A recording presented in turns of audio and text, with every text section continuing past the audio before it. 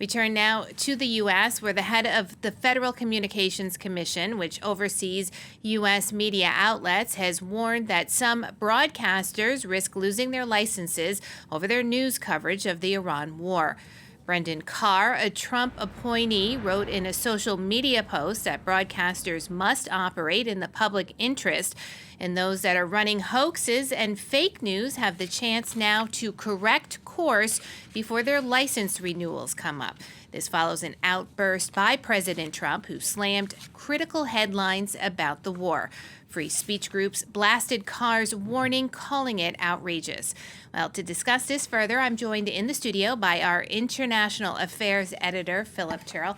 Philip, it's great to have you with us. So as we were just discussing there, the Trump administration is busy calling out the press for headlines it doesn't like, coverage of Iran. The defense secretary as well proposing alternative headlines. So just in this moment in time, how hard is it for journalists to do their job under this sort of pressure?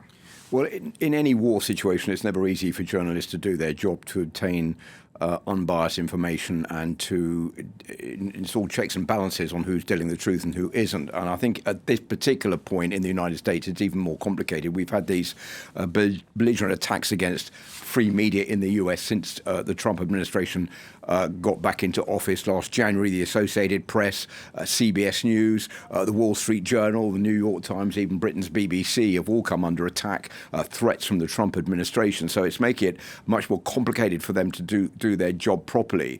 What they're trying to do is to call out the administration and find out exactly what is going on in this war in Iran. There's a couple of issues that have come to light in the last couple of days. First of all, this girls' school bombing in Iran, where the Trump administration blamed Iran for doing that, saying it was a Tomahawk missile that had been obtained by the Iranians. Then the press came along and said, well, we've been looking at this and Iran actually doesn't have any Tomahawk missiles. There's been another investigation going on, but so far the US has not said that it was responsible for this bombing raid, although everything indicates that it was.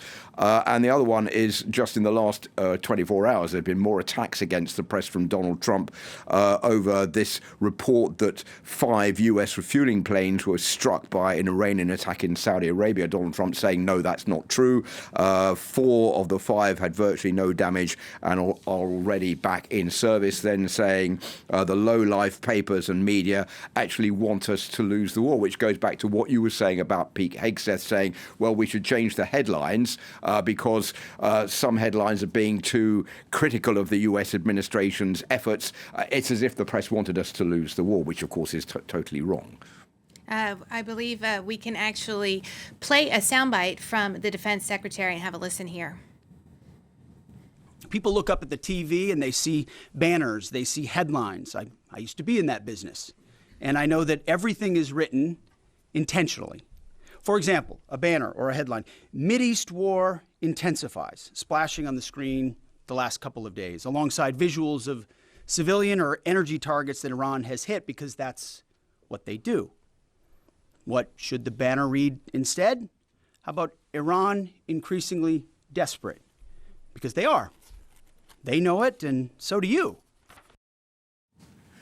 Which is basically interventionism, and the press should be allowed to do its job and to put the headline that it deems necessary to describe a situation without the administration intervening to make sure the press does exactly what it wants. This has been something that has been highly criticised in the United States, particularly since Donald Trump has been president of the country. There's also much criticism in the press about trying to find out exactly what has been going on with Donald Trump's increasingly shifting positions as far as the war is concerned. First of all, Marco Rubio saying it was Israel who decided to launch the war. We decided to then join in because we didn't want the Iranians to attack the United States. And Trump saying, no, it was the US who launched the attacks. If anything, I forced Israel's hand. Then Hegseth saying this is not a so-called regime change war, but the regime sure did change, but the regime, in fact, hasn't changed. Then there's also questions being raised by the press about whether Iran actually was a threat to the United States, saying there are shifting rationales as to why Iran posed that imminent threat to the U.S. Caroline Levitt on the 5th of March saying the president had a feeling, again, based on the fact that Iran was going to strike the United States and our assets in the region, but there was no proof that Iran had any weapons that were capable of reaching the United States, and certainly wouldn't have done so for at least 10 years. So a lot of contradictions that the press has got to have to try to get to grips with.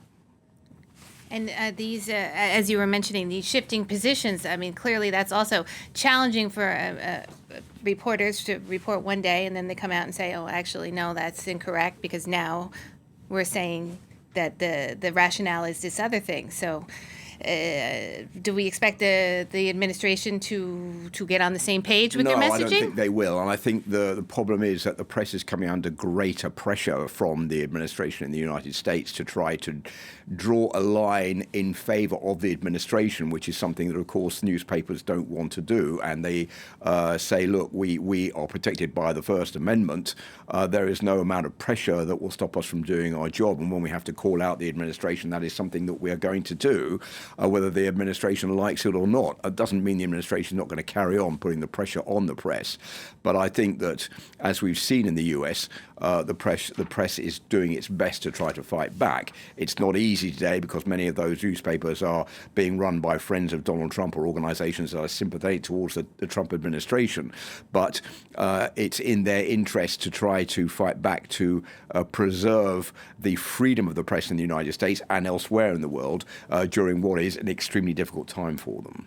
Philip, thank you so much for your analysis. That's Philip Terrell from our International Affairs Desk.